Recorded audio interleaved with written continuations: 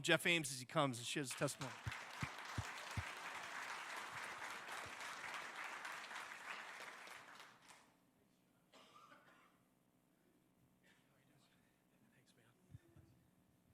Well, thanks, Josh. See if I can put anybody to sleep this service. I didn't first service, so I'll do my best. Again, thank you for welcoming me. You can never double up what you did first service, so I know completely this will be a different story from before, but we'll just let it flow.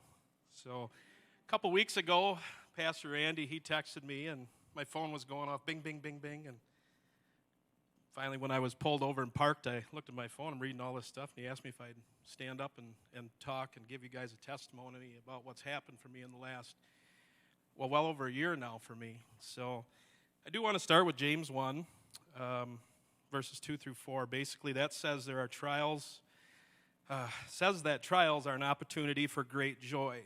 That opportunity is a willingness to be transformed by the situation, to change, to learn, to grow. It's like training for a marathon. Each time you run, you're pushed a little bit further. You have a little bit of hurt and hardship. Each time you go a little further, though, you become stronger, you can endure a lot more, and you can grow closer to God this way. It's a process of faith. So basically, we say that there is rarely an immediate joy when there is a struggle, or if you lose somebody in your life, if there is hardship with cancer, death, anything like that. If you've lost your job, just things like that. But Scripture reminds us that this struggle is your chance for joy to bloom. Any struggle that would be. It's basically like a flower growing out of a crack in a sidewalk, best way to look at it. So I'll bring you the story, basically March 6th of 2018, my father passed away. And that was a really difficult time in my life. No good way to handle a situation like that. And for me, I'd had a few beers here and there, but 2018, after my father died, became a lot worse for me. And I was drinking heavier, having a hard time. Didn't know how to deal with things. And my wife even made comments, you need some help. You need to talk about this. And as your normal guy, I'm dealing with this. I'm not drinking that bad. And I play softball, so it was worse there. I have a few beers with the guys. Well, a few turned into more. Get home, have a few more beers. It's kind of like a closet drinker is the best way to put it. And I realized I was struggling, but it really didn't happen for me until December of that year of 2018 when my wife and I seen there was a candlelight vigil held at Shane Offers. And it was for anybody that had lost somebody that year or this year in that time. And I got there, and, for inside there's some good seating there and everything. And the place was pretty full. And here's this guy up here that's going to address the vigil. And it was Pastor Randy, And when it got through, he kind of came around. And he spent a little time with me. I didn't know him from Ames. Didn't have any clue who he was. And we talked for a little bit.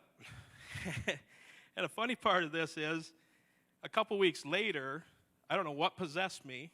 The word something, I like to use that word something, possessed me. I reached out to Jeff Shaneoffer and I said, hey, you got how many choices of pastors and priests and fathers and whatnot out there that you could have had do that candlelight vigil? Why'd you pick Pastor Randy? And I can't remember if we talked or if it was a text or whatever it was, but he came back and he says, well, he relates the best to a lot of people.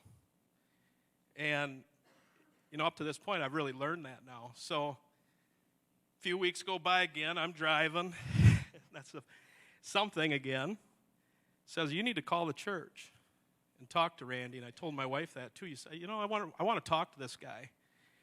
And he wasn't available, and I didn't expect him to be. I know he's a busy man.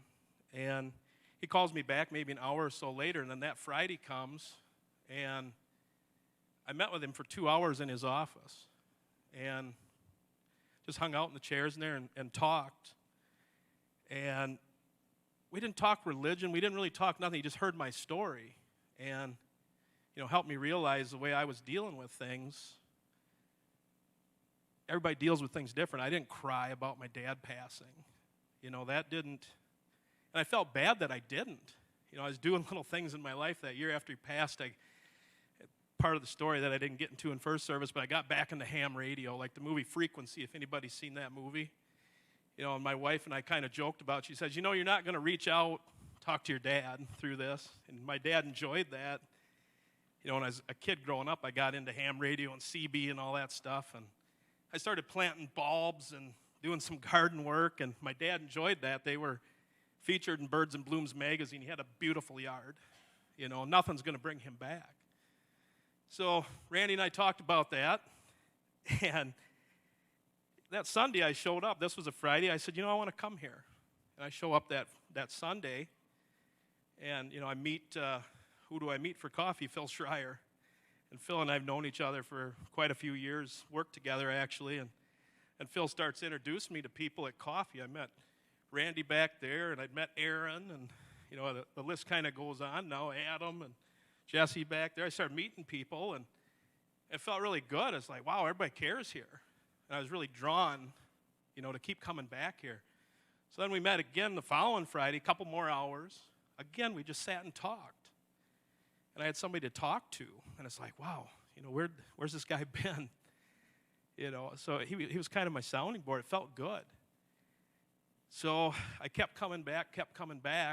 And I guess where I'm going with this story, today is my 14th week that I haven't drank.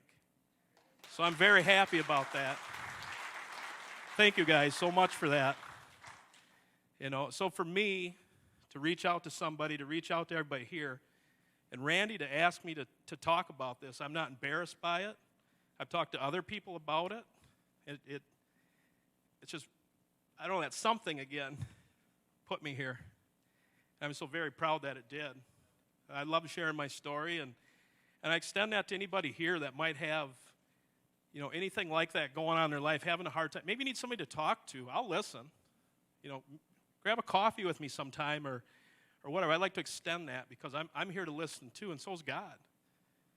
The power of prayer is so amazing. I've learned that now. If you ask for it, keep asking for it. It might not happen right away for you, but keep reaching out and ask and talk. Talk about your situation. People will listen. So as I'd like to kind of end this with, you're stuck with me here now. I love coming here. So I love this. So thank you, everybody.